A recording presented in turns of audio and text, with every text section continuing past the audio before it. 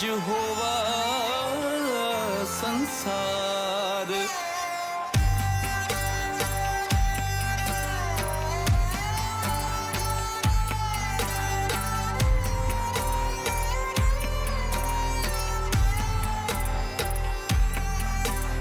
माता पुत्र सब जग जाने, जानकी मात कमाके अमाई माता। महाकाली का पुत्र कहावे, महाकाली का पुत्र कहावे। सतगुर ताकी पूज कराई।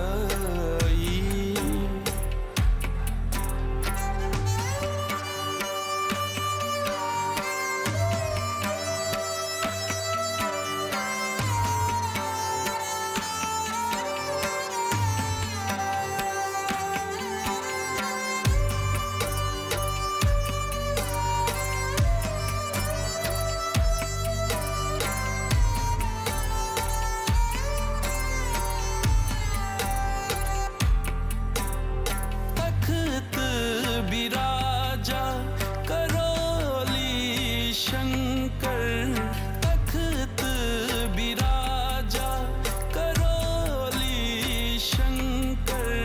सतगुर पूरे किन्नी ठकुराई, आई सनातन की अब बारी।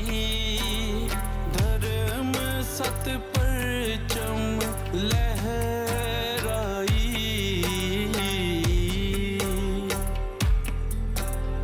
धानी गारे गारे सा, धानी गारे गारे सा, धानी गारे गारे सा, धानी गारे गारे सा।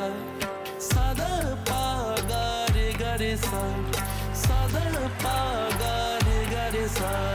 धानी गारे गारे सा, धानी गारे गारे सा।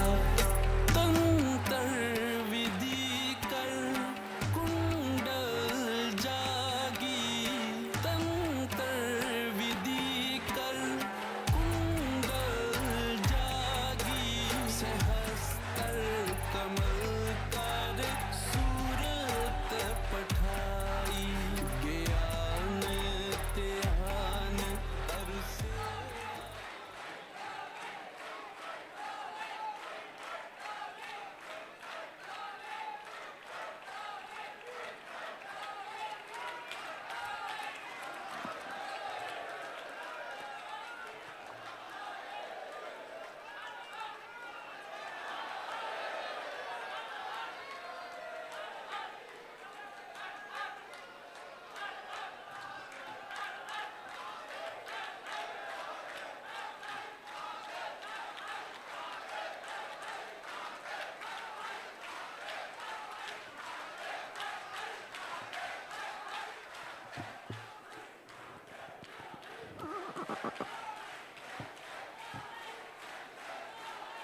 ओम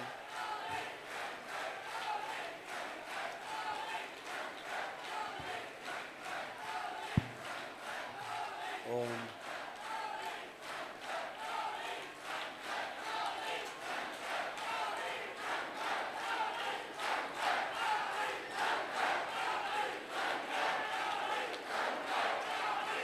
बोलिए सद्गुरुदेव भगवान की,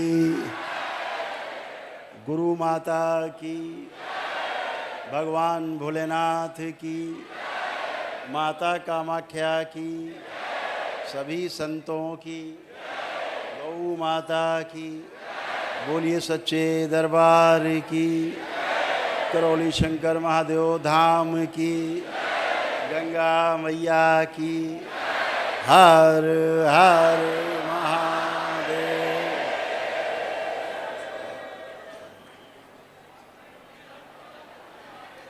आप सभी को परम पूजनी बाबा जी के जन्म दिवस पर बहुत बहुत शुभकामनाएं।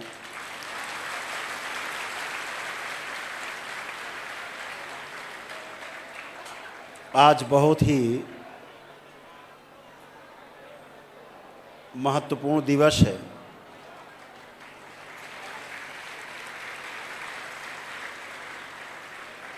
कुछ विशेष घोषणाएं हैं और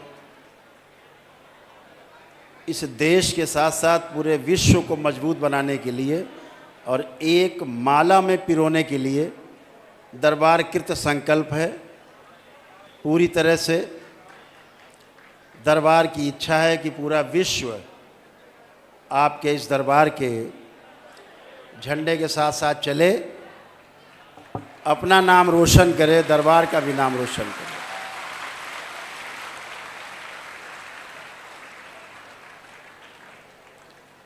यह मनुष्य शरीर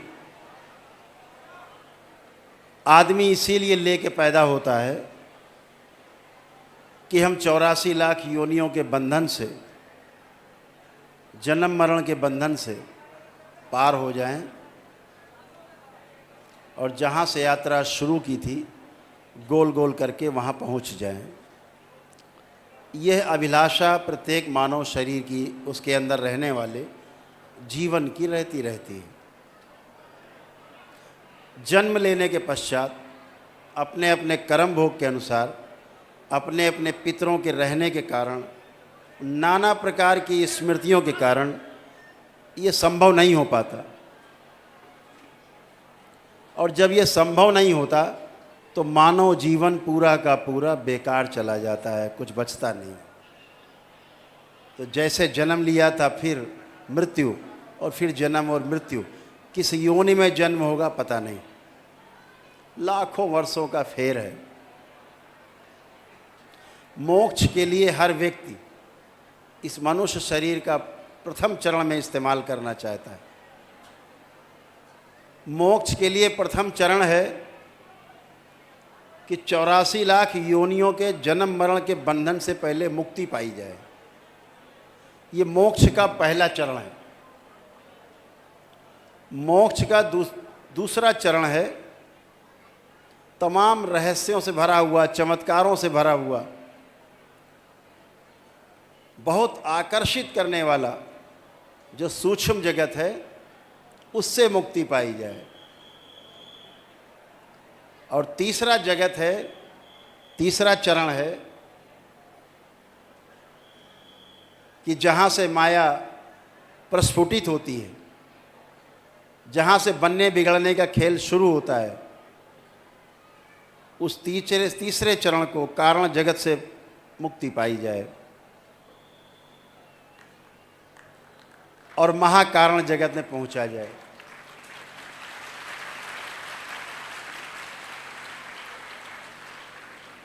ये हजारों वर्ष, किसी किसी को लाखों वर्ष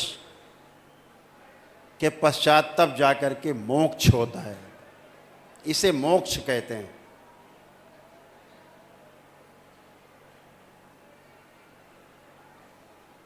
इस मोक्ष की पहली सीढ़ी ये मनुष्य शरीर है।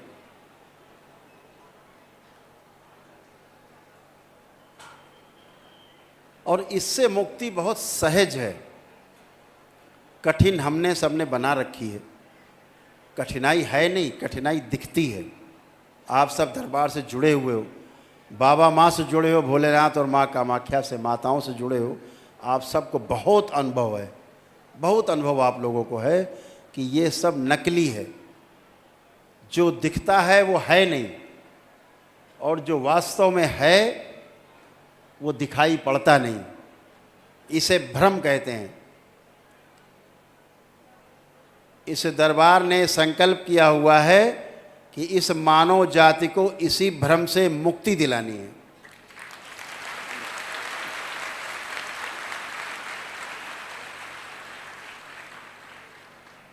मनुष्य की जो प्रथम चरण की जो मुक्ति है, 84 लाख योनियों के जन्म मरण के बंधन से, ये भ्रम उसका सबसे बड़ा कारण है। दूसरे चरण में जागृति जो है, उसकी जागृति क्रम, वो उसका कारण है। और तीसरा जगत है, वहाँ माने रहता है जीवन कि हम जागृत हैं, ये उसके ना मुक्त हो पाने का तीसरा कारण है। अगर कुछ पाना है तो याचक बन के जाना होगा। बहुत भाग्यशाली हैं आप सभी, बहुत सौभाग्यशाली हैं कि आपको इसी जन्म में बाबा और माँ मिले, माँ मिली आपको।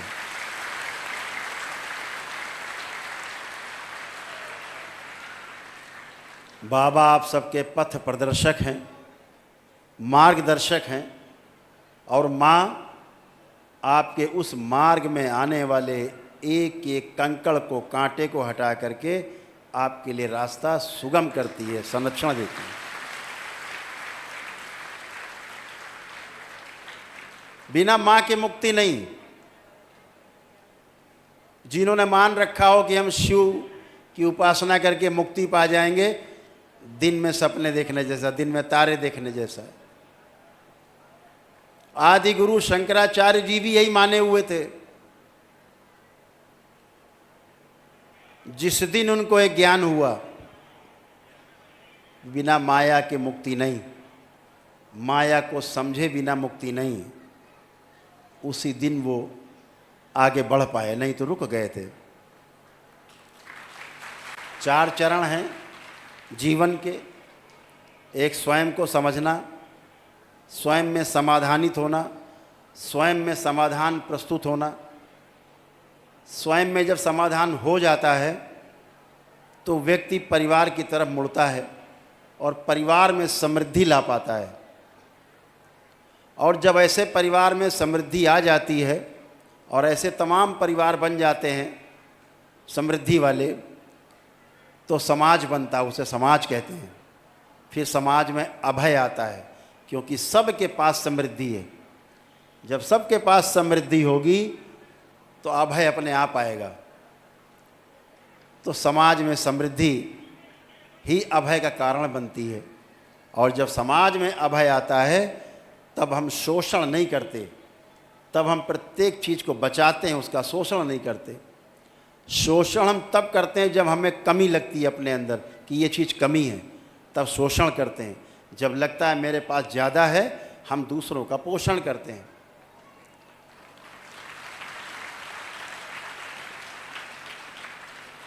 शंकराचार्य जी ने गृहस्थ जीवन को नहीं जाना था।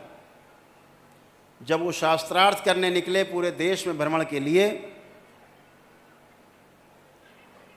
हिंदू संस्कृति का परचम लहराने के लिए, सनातन धर्म से लोगों का परिचय कराने के लिए, फैलाने के लिए,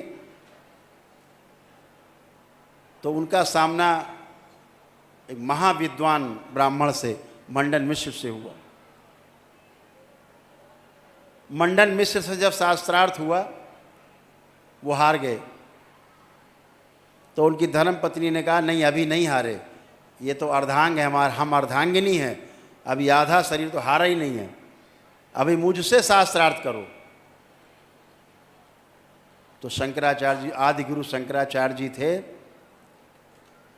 उन्होंने कहा हम तैयार हैं। तो उन्होंने गृहस्थी से संबंधित सारे प्रश्न किए, पति पत्नी के संबंधों के बारे में तमाम प्रश्न किए। अब उनको तो बेचारों को पता ही नहीं था, वो तो बहुत छोटे में सन्यासी हो गए थे, तो हारते बचे। तो उन्होंने कहा 1 महीने का समय चाहिए। इसके बाद वो वहाँ से गए, उन्होंने शरीर छोड़ा और एक राजा के शरीर में, जिसकी मृत्यु हो गई थी, उसमें प्रवेश करके, परकाया प्रवेश करके, राजा के शरीर को जिंदा करके स्वयं उस शरीर में रह करके उन्होंने सारे राजसी सुख भोगे और गृहस्थ जीवन को पूरी तरह से समझा। फिर आकर के लौटे और उनकी धर्म पत्नी को, मंडन मिश्र जी थे, उनकी धर्म पत्नी को आकर के सारे सही सही जवाब दिए, तब वो जीत पाए।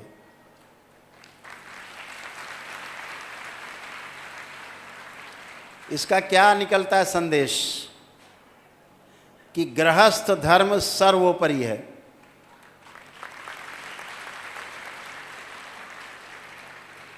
गृहस्थ धर्म सर्वोपरि है। गृहस्थ धर्म से बढ़ करके कोई धर्म नहीं है। इसीलिए दरबार परिवार परंपरा को सबसे आगे और सर्वश्रेष्ठ मानता है। जिसने अपने परिवार को नहीं जाना, परिवार को नहीं समझा, वो समाज को क्या दे पाएगा? कुछ नहीं दे पाता।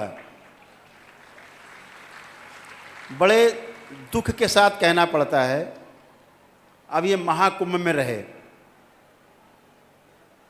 बाबा का जन्म दिवस है तो यहाँ है, अपने लिए यही पूर्ण महाकुंभ है, बाबा का दरबार है, जन्मदिन है।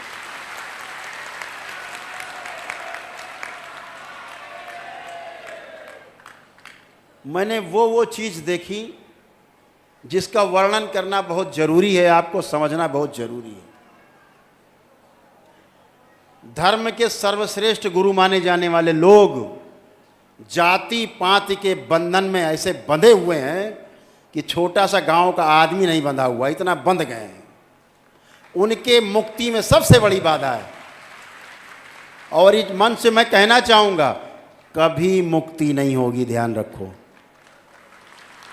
जो जाति पाति सीमा देश के बंधन में बंधता है वो कभी आगे नहीं जा सकता। आप बंधन अपना स्वयं बांध लेते हैं। बहुत बड़ी समस्या है। अच्छा, आप गृहस्थ हैं, अरे राम राम राम, फिर तो आपसे बात करना उचित नहीं है। आप गृहस्थ हैं, अरे उन्हीं गृहस्थों की जूठन खाते हो तुम सब साधु संत, उन्हीं की जूठन खाते हो, हमारी जूठन खाते हो तुम, और उन्हें ही सबसे नीच बताते हो। तुम्हें शर्म आनी चाहिए। ऐसे साधु संतों को शर्म आनी चाहिए जो गृहस्थों की जूठन खा के उनके बल पे जिंदा हैं और उनको नीच बताते हैं।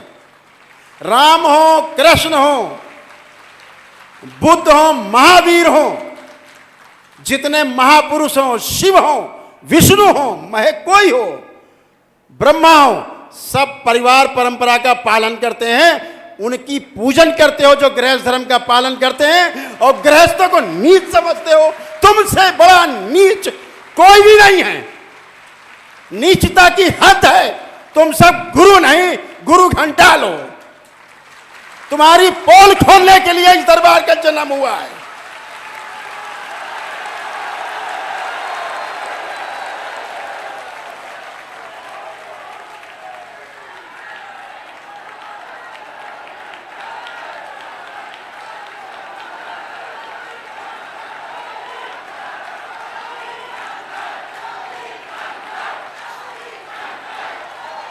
ऐसे नीच धर्मात्मा अपने आप को धर्मात्मा कहते हैं।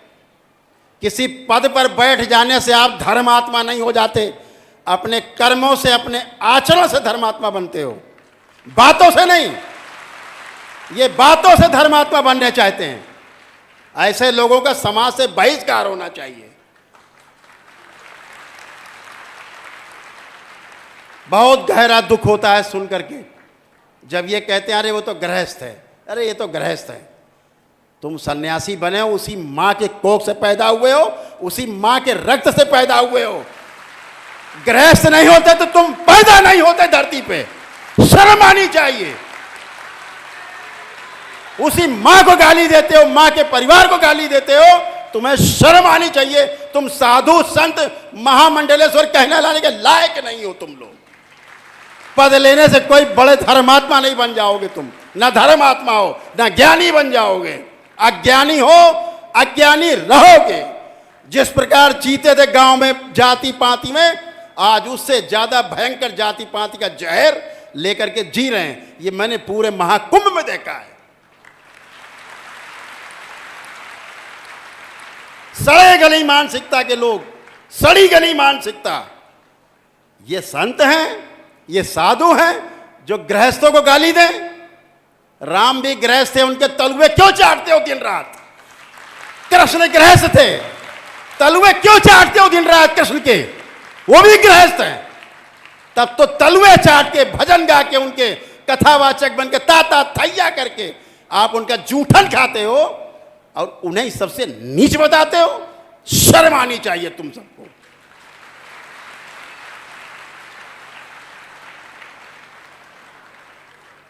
ध्यान रखो, हिंदू समाज अब प्रमाण चाहता है। बातों से बात नहीं बनेगी, प्रमाण देना होगा। अगर तुम धर्मात्मा हो तो तुम्हारे आचरण से प्रमाण मिलना चाहिए।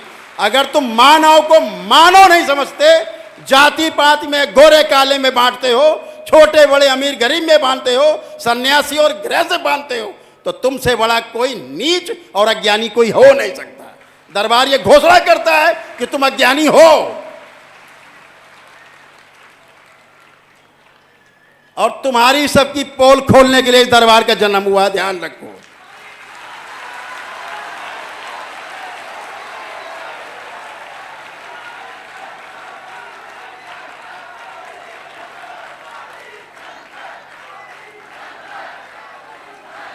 इस संसार को, भारत को, पूरे विश्व को अगर किसी ने दिशा दी है तो गृहस्थ लोगों ने दी है।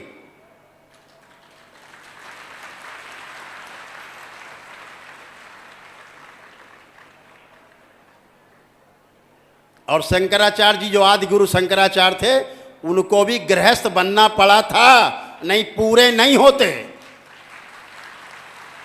आप आदिगुरु शंकराचार्य की परंपरा को चैलेंज करते हो। केवल गद्दी में बैठ जाने से आप धर्मात्मा हो गए, अकड़ के बैठ गए।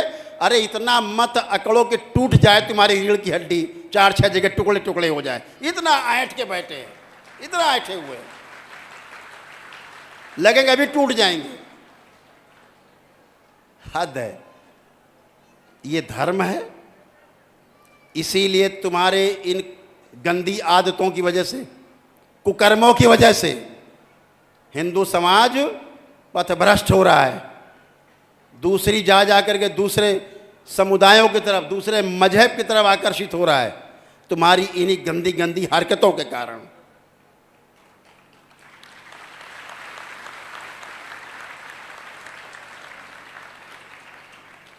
तुम में इतनी ताकत होती तो महाकुंभ में इतनी बड़ी घटना हुई, इतने सब इकट्ठे हो, कभी रोक के दिखा देते कि घटना ना होती। तो तुम्हारी ताकत को हम जानते हैं, तुम्हारी हैसियत जानते हैं।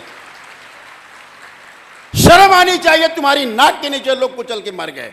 धर्मात्मा कहते हो अपने आप को, बड़ा ज्ञानी और बड़े सिद्ध मानते हो अपने आप को। कुछ भी नहीं हो, सब टोटल नकली, सब नकली।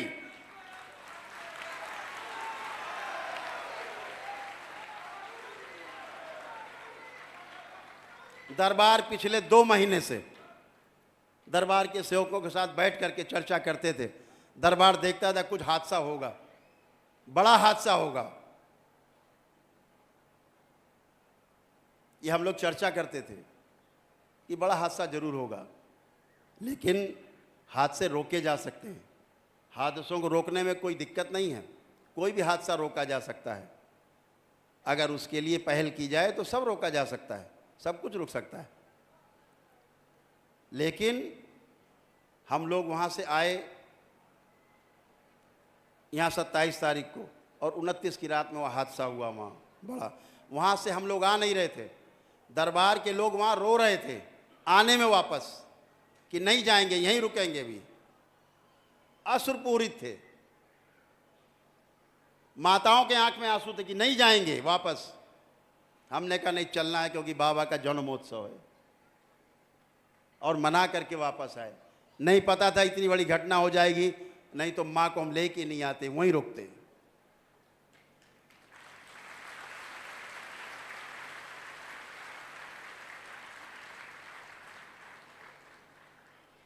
मन तो आने का नहीं कर रहा था, वहां से किसी का आने का मन नहीं था, मेरा भी आने का मन नहीं था। अनमने मन से हम लोग महाकुंभ से यहाँ आए थे। ये लगता था यहाँ रहना बहुत जरूरी है, यहाँ रहना बहुत जरूरी है। लेकिन जो भोलेनाथ को मंजूर, माँ को मंजूर होता वही है। लेकिन इन्हें अगर कोई चैलेंज करे, इनके पास जवाब नहीं है। लोग हज करने जाते हैं, कभी आप एक कैजुअलिटी नहीं सुनते होंगे। बहुत भारी भीड़ रहती है, सारा मैनेजमेंट है। अपनी भी जिम्मेदारी बनती है कि जो व्यवस्था बनाई गई उसका हम पालन करें। कुछ हजार लोग करोड़ों लोगों को नहीं संभाल सकते, आपको दिशा दे सकते हैं, रोक सकते हैं आगे जाने से, आगे जाने का मार्ग बता सकते हैं। लेकिन जब उसका हम उल्लंघन करते हैं तो उसका परिणाम भी भोगना पड़ता है। कहना यही चाहते हैं आप सबसे, आप गृहस्थ होकर के अपने आप को नीचा नहीं समझना है, इन सन्यासियों से अपने आप को ऊपर समझना है। आप इनसे ऊपर हो।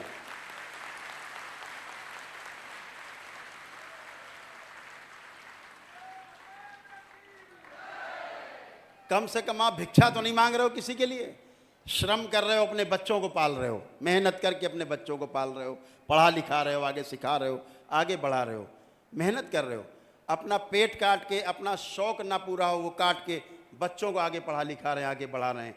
आप सब सर्वश्रेष्ठ हो, सबसे महान हो, सब गृहस्थ। इनकी तरह गृहस्थों से भिक्षा मांग के खा रहे हैं और गृहस्थों को ही गाली दे रहे हैं।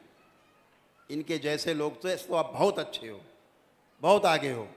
और मुझे गर्व है, बहुत गर्व है कि गृहस्थ लोग सन्यास की दीक्षा भी लेंगे घर बैठे।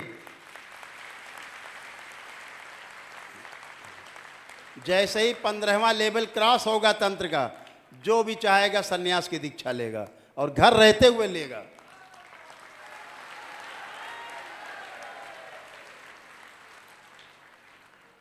अभी मंत्र दीक्षा होती है, तंत्र दीक्षा होती है। 15 लेवल जो क्रॉस करेगा वो सन्यास दीक्षा में जाएगा। तो सब कुछ घर रहते हो, बाहर भी तो घर ही है। अगर घर से आप गए, आप किसी आश्रम में जाओगे तो परिवार तो मिल गया आपको, इधर परिवार छोड़ा उधर परिवार मिल गया। इसमें कौन सा बड़ा भारी बदलाव हो गया? इधर परिवार उधर परिवार, यहाँ भाई बहन वहाँ भी सब भाई बहन, यहाँ घर छोड़ा वहाँ घर मिल गया, आश्रम हो गया। छूटता क्या है? मानसिकता सही होनी चाहिए। तो घर में ही सन्यास है, घर में अपने।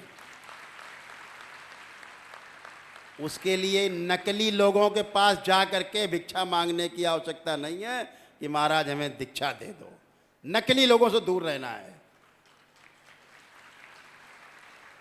ये नकली लोग समाज को भ्रमित कर रहे हैं। पद की लड़ाई में, केवल पद की लड़ाइयां लड़ी जा रही हैं। मैंने पूरे देखा कुंभ में, सब पद के लिए मारा मारी है। किसी की मारा मारी ये नहीं कि श्रेष्ठता में आगे कौन जाएगा, टेलीविजन में कौन ज्यादा आएगा, इसकी मारा मारी है। कुछ भी बोलना है, उल्टा सीधा सड़ा गला कुछ भी बोलना है, वह चेहरा आ जाए। ऐसे ऐसे नकली लोग बन के घूम रहे हैं, पद चाहिए। ऐसे ऐसे लोग, नाम लेने में शर्म आती है, बैठे हैं पदाधिकारी बन के, धर्म अधिकारी बन के, शर्म आती है। आप मॉडल बन रहे हैं, इस युवा समाज का आप मॉडल हैं। एक श्रीमान जी कम से कम 20-25 करोड़ का आश्रम बना के बैठे हैं कुंभ मेला में, राजा भी फेल है। तुम मॉडल हो आज के युवा का, तुम यही बताना चाहते हो कि इसी तरह रहना है, तुम सन्यासी हो। भोगी है नंबर 1 के, 1 नंबर के भोगी, नंबर 1 के अय्याश।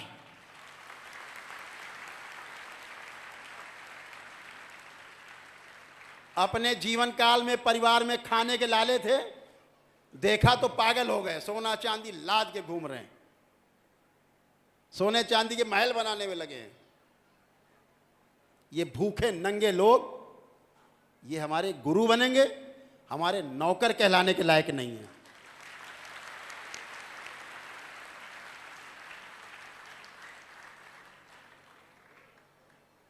हमारे ऋषि मुनियों ने अपने अपने परिवारों के साथ, हमारे जितने ऋषि मुनि रहे सब गृहस्थ थे, सारे गृहस्थ। जिन्होंने इतने बड़े बड़े ग्रंथ लिखे हैं, जिन्हें पढ़ के बड़े भारी मठाधीश बनते हैं, ये सब, वो सारे के सारे सब गृहस्थ थे, सब गृहस्थ थे।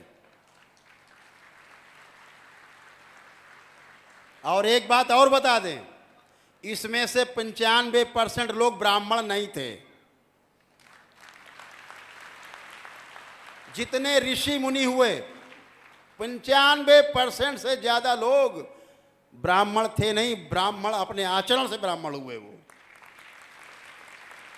पैदाइशी ब्राह्मण नहीं थे।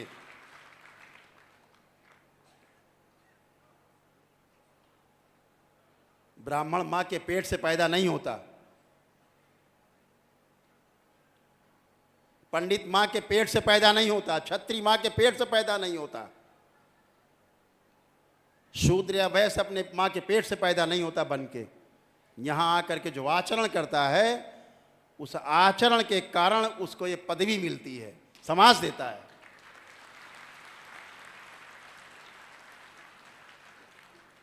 इस समाज ने कभी जाति पात का भेद नहीं किया, योग्यता को सम्मान दिया हमेशा। योग्यता रही है तो इस समाज ने झुक करके सम्मान दिया है, चाहे ब्राह्मण क्यों ना रहे, उन्होंने सम्मान दिया है। इस समाज ने, हिंदू समाज ने कभी कमी नहीं रखी, अपने को जाति पात के बंधन में नहीं बांधा, सब तोड़ा है इसने। लेकिन जब ये बैठ जाते हैं गेरुआ पहन के, तो इनकी बुद्धि घूम जाती है, फिर ये जाति पात बनाते हैं बंधन।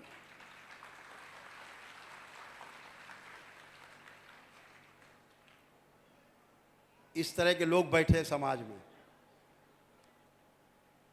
तो बहुत पीड़ा होती है कि ये लोग हम लोगों का, ये धर्म गुरु हम लोगों के हैं। अरे तुम शर्म गुरु हो, तुम धर्म गुरु नहीं, शर्म करो तुम अपने ऊपर।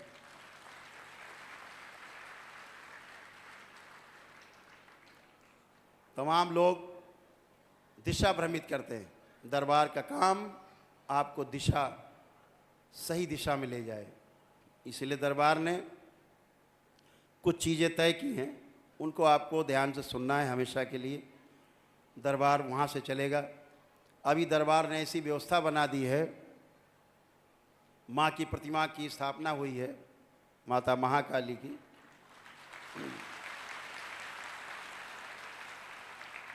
ये पुत्र भी उन्हीं के साथ है।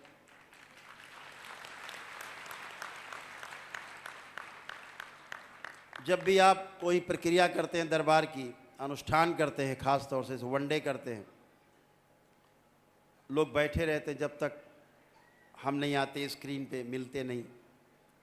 कहते हैं गुरुदेव अभी वहाँ बैठे थे तब तक कष्ट था, अब आपसे मिल रहे हैं तो कष्ट अब नहीं है। अब कोई प्रक्रिया करके जाएगा दरबार की और सिर्फ वहाँ माँ के दर्शन करेगा, अंत में सेवकों के साथ बैठ करके, वहीं सारे आपके कष्ट, सारे रोग जो 400 प्रकार के, वहीं समाप्त हो जाएंगे।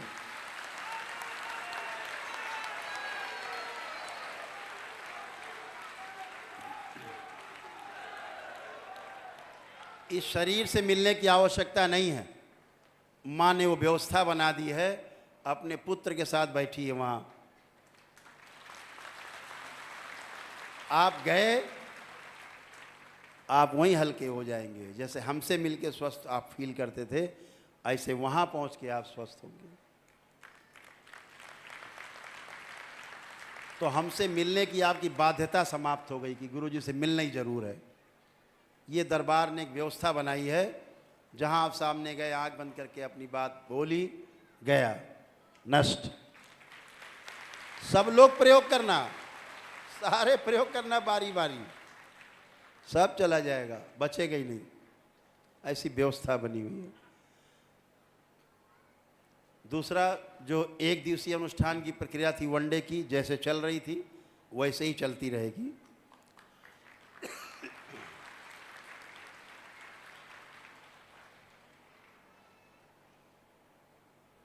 जो 9 हवन की प्रक्रिया थी, इस पूरे फरवरी तक चलेगी। 1 मार्च से 9 हवन की प्रक्रिया सदा के लिए समाप्त हो जाएगी।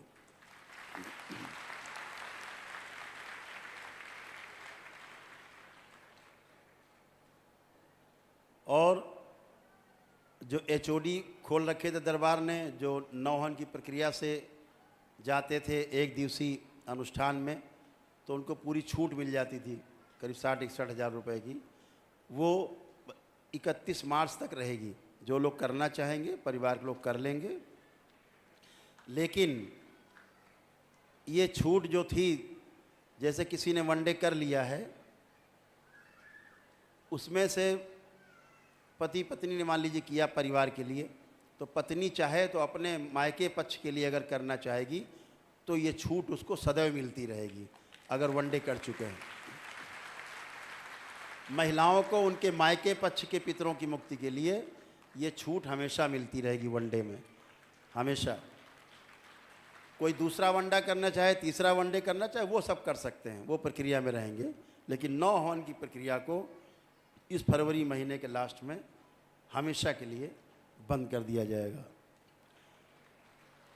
इसी प्रकार से जो अमावस्या का कार्यक्रम होता है, बहुत लोगों को कष्ट झेलने पड़ते हैं। एक तो लोग कष्ट में होते हैं, घर से लाने में परिवार के साथ आते हैं, दसियों हज़ार रुपए खर्च हो जाते हैं, वहाँ से लाना सबको, फिर यहाँ रहना, खाना पीना, रास्ते का समस्या आने जाने की, उतना समय नष्ट होना, छुट्टी लेना, किसी को कोई काम है, किसी को कोई कार्य है, तो वो ना हो तो दरबार यहाँ हवन तो होगा हर अमावस्या को, लेकिन जो अमावस्या का जो उत्सव होता था वो नहीं होगा। उसकी जगह पर दरबार ने एक किट बना दी है, अमावस्या हवन की किट है, वो अभी आपको दरबार के सेवक दिखाएंगे शाम को, वो ले लेंगे ज़रूर, और अपने घर पर ही अमावस्या के दिन जब दरबार यहाँ ब्राह्मण हवन करेंगे तो आप घर में अपनी वो किट खोल करके अपने घर में ही हवन करेंगे, तो अमावस्या का आपका हवन पूरा माना जाएगा, आपकी उपस्थिति मानी जाएगी,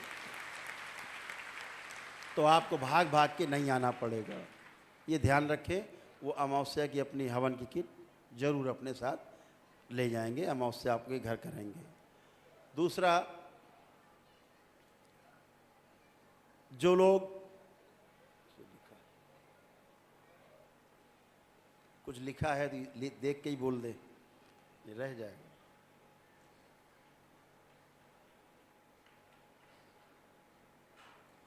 और दरबार में प्रतिदिन शाम को प्रार्थना सभा और भजन संध्या प्रतिदिन हुआ करेगी दरबार में,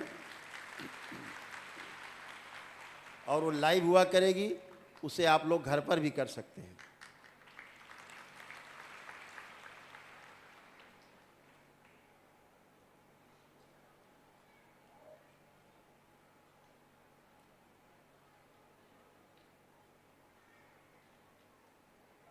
और जो लोग रिपीट मिलते हैं, कभी प्रक्रिया कर ली है, घर परिवार में किसी को समस्या है कि मिलना है दोबारा, तो वो शुक्र शनि इतवार को मिल सकते हैं, तो उनका समय ज़्यादा बर्बाद नहीं होगा। वो शुक्र शनिवार में, इतवार में 3 दिन में मुलाकात कर सकते हैं दरबार से। और प्रत्येक 15 दिन में लाइव आकर के भजन संध्या और प्रवचन जो भी होंगे वो हम दरबार में होंगे, वो लाइव होंगे, हमारे साथ होंगे, वो घर परिवार में आप रह करके देख करके इसको कर सकते हैं। और प्रत्येक 15 दिन के अंदर ही जो है रुद्राभिषेक और माँ महाकाली का जो अभिषेक होता है दरबार में, वो मेरे द्वारा जो किया जाएगा लाइव, वो अपने घर पर आप बैठ करके उसको आनंद ले सकते हैं उसका। इसी प्रकार से ध्यान साधना के कार्यक्रम जो हैं वो भी 15-15 दिन पे लाइव हमारे द्वारा किए जाएंगे, पहले से आपको पता रहेगा, उसमें आप लोग अपने घर पर ही ध्यान साधना आदि के कार्यक्रम घर पर ही कर सकते हैं। अभी 8 तारीख को पटना में कार्यक्रम है, पटना में सम्मेलन है दरबार का, तो इसी प्रकार हर प्रदेश में अलग अलग जगह आयोजित होगा।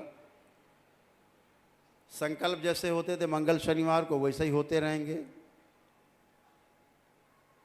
और पद यात्रा जो बंद थी उसे आज से खोला जा रहा है।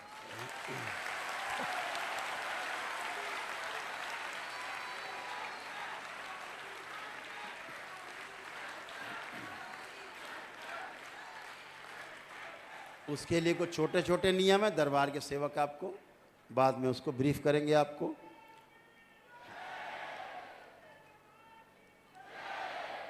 और एक दल है छोटा सा जो छोटे छोटे कार्यों में हाथ बटाएगा, जैसे शंकर सेना अपने तमाम कार्यक्रम आयोजित करती है, ऐसे साथ में उनकी सेवा के लिए जो नवयुवक रहें वो एक और दल की घोषणा करती है। उस दल का नाम होगा डमरू दल। वो आपको सहयोग करेगा हर जगह।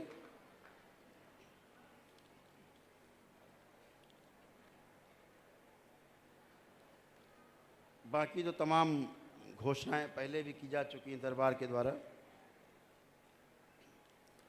एक कुछ मुख्य चीज़ है जो आपसे कहनी है कि कुछ लोगों को दरबार निःशुल्क चिकित्सा करेगा, निःशुल्क प्रक्रिया कराएगा। उनमें कुछ लोग हैं, ध्यान से सुन लें कैसे होगा। जो कैंसर के रोगी हैं, जो भी लोग कैंसर के रोगी हैं, दरबार उनके लिए वनडे चिकित्सा निःशुल्क कराएगा बिल्कुल।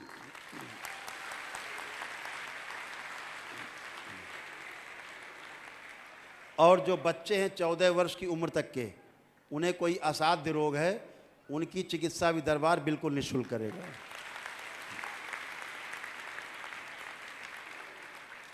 और वो लोग जो गरीबी रेखा से नीचे हैं, बीपीएल कार्ड धारक हैं, उनके पास बीपीएल का कार्ड होना चाहिए, उनकी चिकित्सा भी दरबार बिल्कुल निःशुल्क करेगा। उनकी सारी प्रक्रिया वनडे कराएगा, सबको वनडे चिकित्सा होगी उन लोगों की। वो महीने में 2 बार होगी, तिथि मालूम रहेगी आगे से, उसमें शामिल हो सकेंगे। रजिस्ट्रेशन होगा, क्या रोग है, समस्या क्या है, पूरी फाइल आपकी चाहिए होगी। देख करके उसकी पूरी डिजिटल तरीके से आपको उसमें शामिल किया जाएगा और आपके साथ कम्युनिकेशन रखा जाएगा, तालमेल रखा जाएगा, बातचीत होती रहेगी ताकि आपको फॉलो अप करते रहें। तो उसमें नियम हैं कुछ, उनको करके आपको करना है, वो सिंपल तरीके से उन्हें कर सकेंगे। तो हो गया कैंसर के रोगी, जो बच्चे हैं 14 वर्ष तक के, वो कोई रोग है असाध्य, या बीपीएल कार्ड धारक हैं जो बहुत गरीब हैं, नहीं कर सकते कोई प्रक्रिया, पदयात्रा भी नहीं कर सकते, असहाय हैं, उन सब की वैदिक प्रक्रिया दरबार एकदम निःशुल्क कराएगा। वनडे की प्रक्रिया निःशुल्क कराएगा उसको।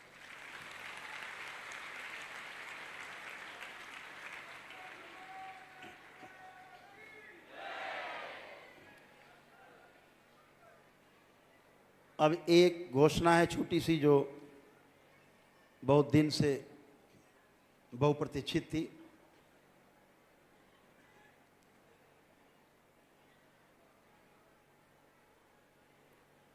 एक घोषणा थी कि दरबार केवल इतने के लिए नहीं बना है कि रोग हटाए जाएं और कष्ट हटाए जाएं, ये तो शरीर के तमाम रहते ही हैं, आते जाते हैं। दरबार की एक बहुप्रतीक्षित घोषणा थी कि दरबार का उदय किस लिए हुआ, दरबार का जन्म किस लिए हुआ। तो एक लाइन में बता दें, इस दरबार का जन्म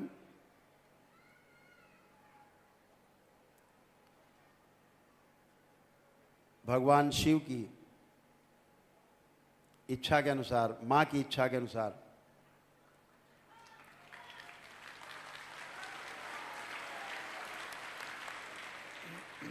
जो बाबा माँ के द्वारा किया गया,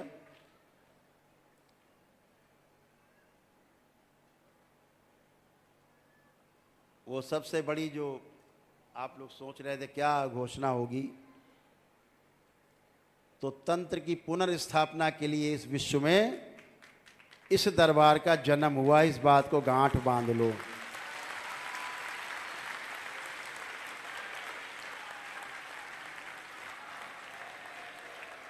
एकमात्र लक्ष्य है तंत्र की पुनर्स्थापना, तंत्र की शक्ति से लोगों को परिचित कराना। और ये आवश्यक नहीं कि उसके लिए आप सन्यास ही ले लें, पहाड़ पे चले जाएं, जंगल में, गृहस्थ रह के भी करना है। आप उस सब प्रक्रिया में धीरे धीरे आगे बढ़ रहे हो, सब आगे जा रहे हो धीरे धीरे। इस पूरे संसार में तंत्र को पुनर्स्थापित करना है, प्रतिष्ठित करना है। इसकी प्रतिष्ठा खो गई, इसकी छवि धूमिल की गई। तंत्र को गलत शब्दों में लोगों ने परिभाषित किया है, टोना टोटके को, जादू टोना को, झाड़ फूक को लोगों ने तंत्र का नाम दिया, जबकि तंत्र का शब्द का अर्थ ही हम आपको कई बार बता चुके हैं कि तंत्र शब्द का अर्थ ही है व्यवस्था। व्यवस्था को बनाए कैसे रखा जाए, व्यवस्था बनी कैसे रहे, ये तंत्र के द्वारा ही संभव है, दूसरी कोई विधि नहीं है।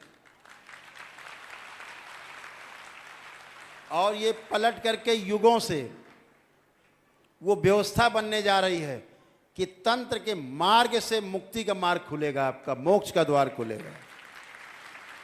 इसी तंत्र से जो आप एक एक चरण आगे बढ़ रहे हो। 300 लोगों को चयन पिछली बार 10वें लेवल के लिए हुआ था। अभी 11 फरवरी को उनसे मिलना है। 12 तारीख को पूर्णिमा है, 13 को तंत्र दीक्षा वाले हो जाएंगे। तो इस बार कार्यक्रम 11, 12, 13 चलेगा। तो इसके लिए दरबार ने कुछ एक कार्यक्रम बनाए हैं। उसके लिए दरबार ने तय किया है कि जो साधक हैं, जिनको ध्यान साधना की प्यास है, तड़पन है अंदर, ईश्वर से मिलने की इच्छा बहुत प्रबल है, क्योंकि ईश्वर का अंश है,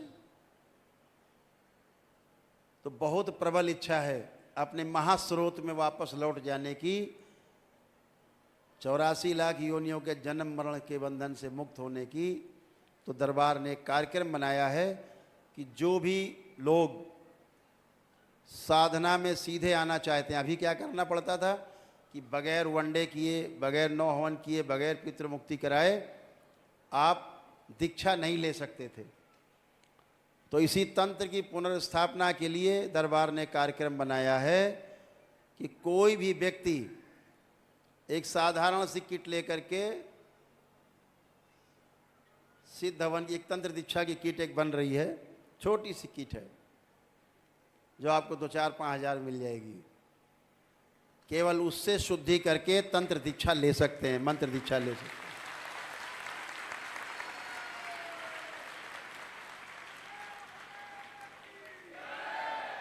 उसके लिए आपको बहुत दौड़ भाग करने की, बहुत सारे हवन अनुष्ठान करने की आवश्यकता नहीं है। आप अपने साधना के बल पर, अपने तप और तपस्या के बल पर, अपने द्वारा की जा रहे ध्यान साधना के बल पे आप आगे बढ़ सकते हैं। उसके लिए छोटे से नियम बनाए गए हैं, कुछ छोटे छोटे नियम दरबार के सेवक उसको बाद में आपको बोलेंगे। दरबार की ओर से है कि आपको किट लेकर के, और दरबार का कार्यक्रम रहेगा, उसकी ड्रेस थोड़ा अलग रहेगी, कलर अलग रहेगा, कि मालूम पड़े कि आप सीधे डायरेक्ट आप उसमें आए हैं। और ये सारे कार्यक्रम दीक्षा के जो साधकों के लिए हैं वो मिस्री मठ के द्वारा संचालित किए जाएंगे।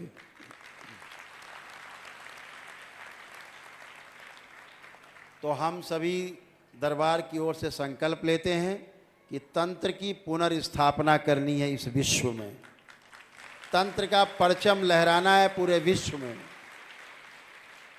जिन लोगों ने ढोंग और ढकोसले फैला रखने हैं, दरबार के एक एक तंत्र साधक में इतनी शक्ति होगी कि 100 खड़े होंगे सामने तुम्हारे सन्यासी बने हुए गेरुआ पहने फर्जी लोग, आप एक के सामने टिक नहीं पाएगा कभी, फेल हो जाएंगे गृहस्थ के आगे। जो गृहस्थ है वो ताकतवर होगा। इनको दिखाना है कि जो गृहस्थ धर्म का पालन कर रहा है वो बहुत आगे है, तुमसे बहुत आगे है। तुम भाग के गए हो गृहस्थी से, लेकिन तुम्हें सन्यास धर्म का पता नहीं है। जैसे यहां लड़ते झगड़ते थे पद के लिए, पैसे के लिए, प्रतिष्ठा के लिए, इससे ज़्यादा लड़ाई झगड़ा वहां कर रहे हो जा करके। ये तुम हमारे रोल मॉडल नहीं हो। तो गृहस्थ धर्म सबसे सर्वोच्च, इस बात को हमेशा ध्यान रखना। ये दरबार का मूल मंत्र है। जो गृहस्थ धर्म जिसने नहीं अपनाया वो पार नहीं पा पाया, कभी पार नहीं जा पाएगा। ध्यान रखो। दरबार से जुड़ करके जो सन्यासी आएंगे, जिन्होंने गृहस्थ में पालन नहीं किया है गृहस्थ धर्म, दरबार के पास उसकी प्रक्रिया है, जिसको दरबार की जो गृहस्थ धर्म की जो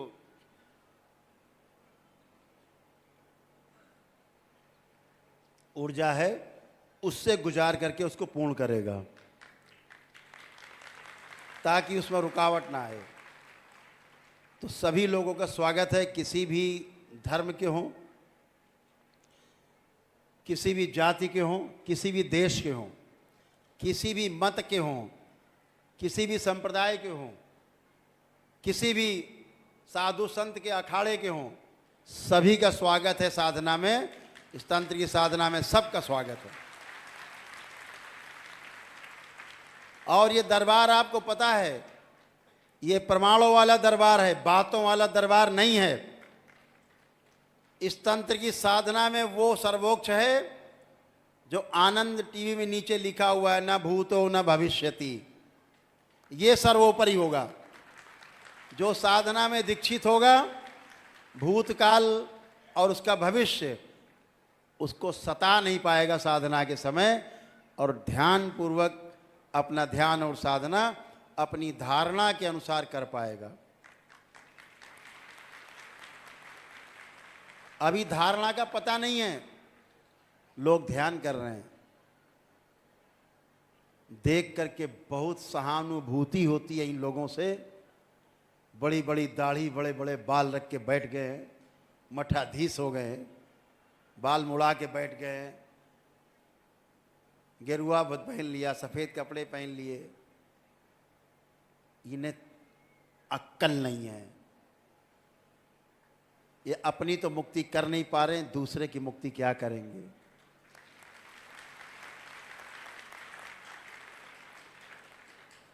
धारणा का पता नहीं है, ध्यान कराए जा रहे हैं। बिना धारणा के ध्यान होता है? धारणा क्या, उसका पता ही नहीं है। पतंजलि ने कहा ना, चित्त वृत्ति निरोध। ऊपर से चलो उल्टे हो जाओगे, धारणा है नहीं।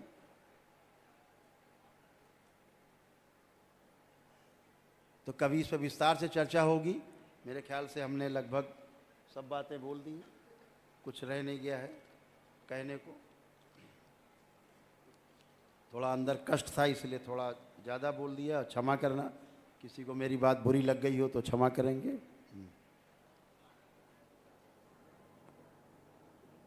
हाँ, वो आप लोग घोषणा करें। अभी जो पदयात्रा के कुछ नियम हैं, दरबार के सेवक आपको सामूहिक रूप से उसके वीडियो बनेंगे, क्या करना है। और मंत्र दीक्षा, तंत्र दीक्षा में दूसरा एक कार्यक्रम अगर आप लोग करेंगे, अपने घर पर आयोजन करें, मोहल्ले में आयोजन करें, भजन, दरबार के भजन अगर महिलाएं, बच्चे, पुरुष बैठ के करते हैं एक साथ, तो उससे भी तमाम आपकी समस्याओं का हल होगा। दरबार ने वो शक्ति भी खोल रखी है।